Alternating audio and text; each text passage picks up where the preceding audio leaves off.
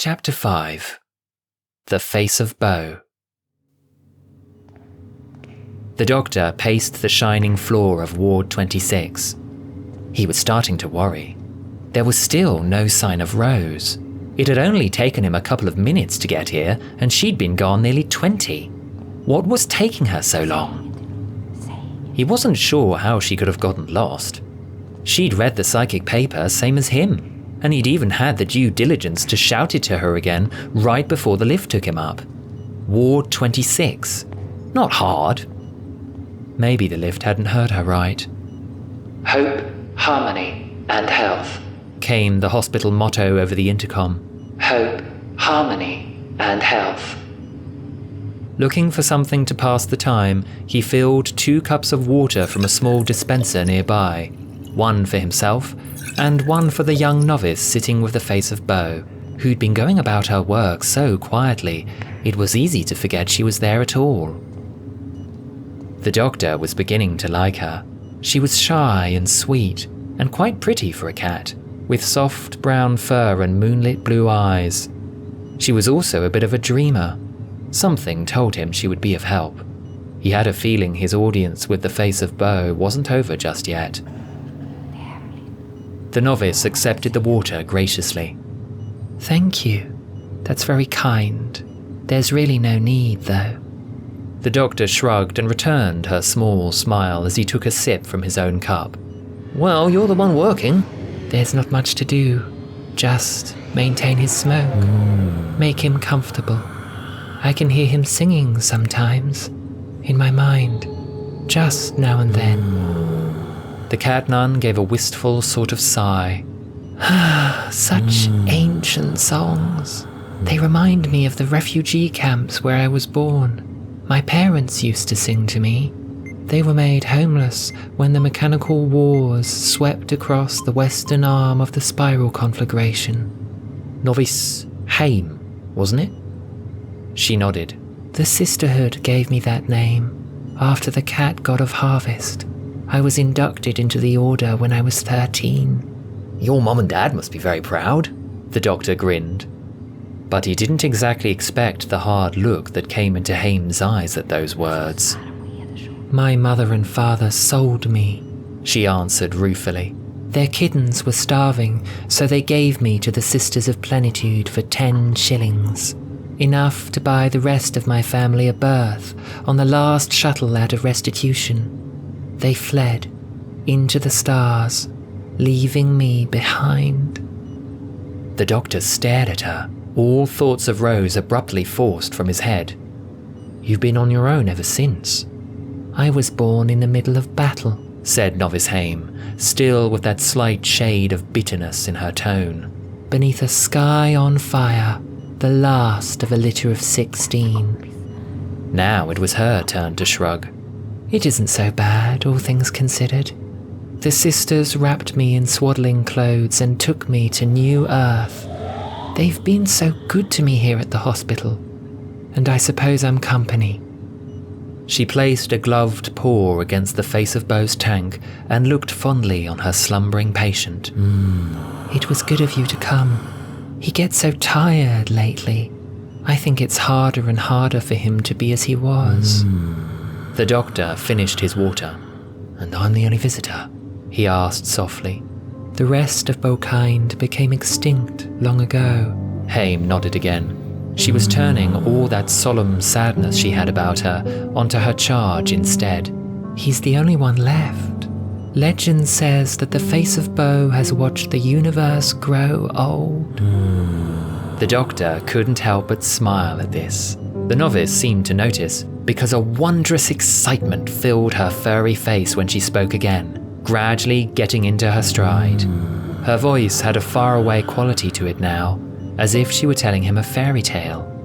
There's all sorts of stories and superstitions around him, that he was present when the stars of Andromeda were still nothing but dust, that on the integrated planets of Sepsesalon, he's known as the creature that God forgot.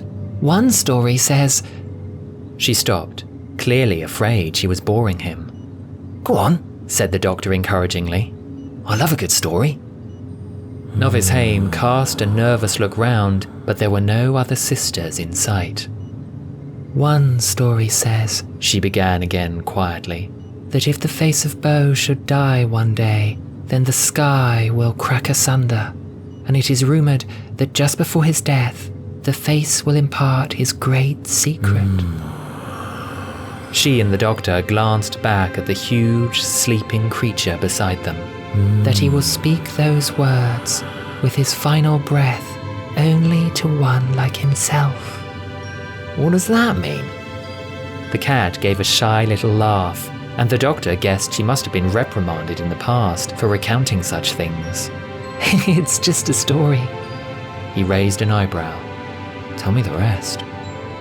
Hame's smile faltered at the gentle, prompting earnest in his tone, and she stared at him a moment longer with a most peculiar look on her face. It said he'll talk to a wanderer, to the man without a home, the lonely god.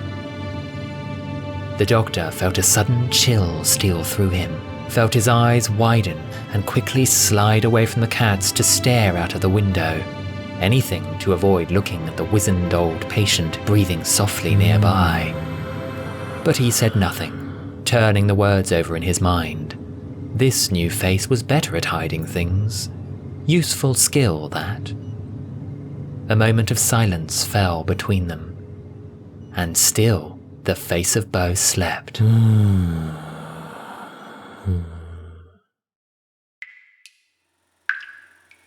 Moisturize me. Far down below, Rose started to awareness, woken by the sound of her own voice, unfamiliar, uttering complete nonsense. Someone was stroking her face, and she brushed them away irritably. Struggling into a seated position, she gazed down at herself. The sight was disturbingly alien. Yet it was definitely her. When she thought, "move left leg," the left leg in her field of vision shifted obediently. Nevertheless, Rose didn't recognize it as her left leg.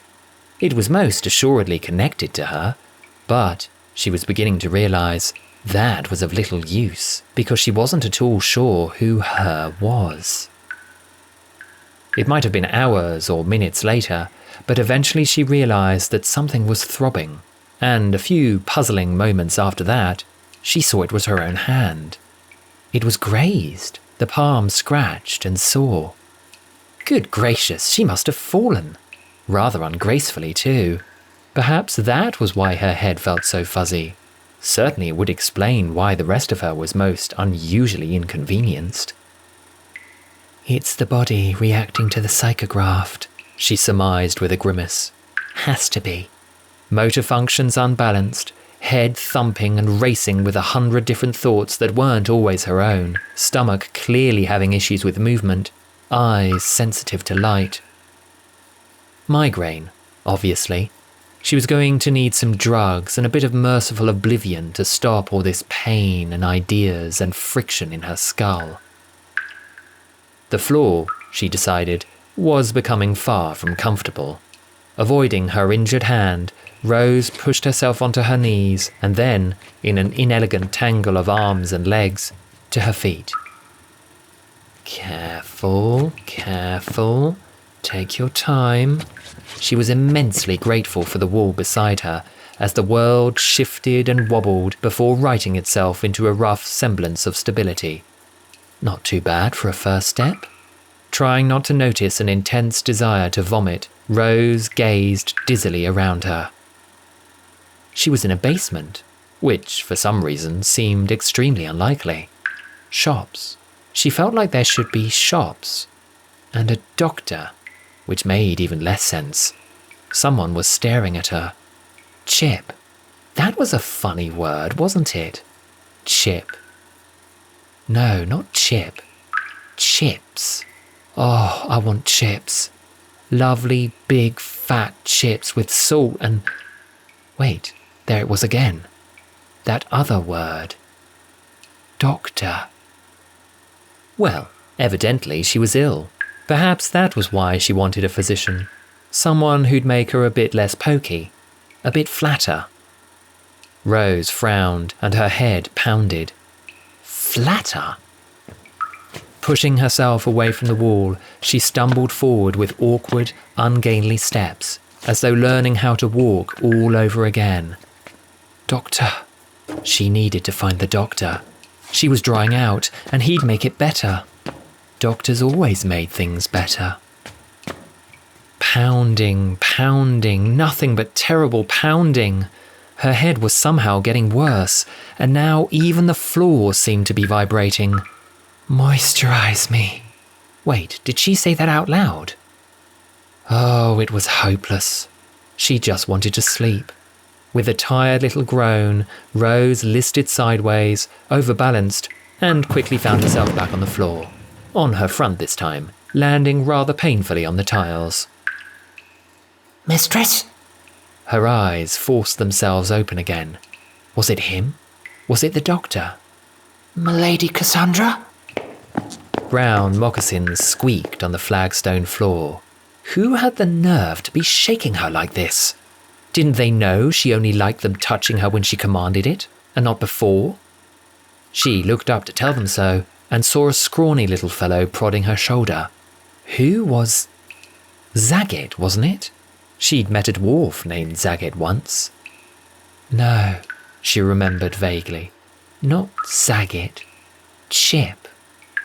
Her Chip, pale and tattooed as ever, hovering over her limp form with bated breath, still clutching the hydrating vaporator he used to moisturize her skin. Her eyes met his, then settled on the murky liquid inside the spray bottle, and she suddenly realized she wouldn't be needing it.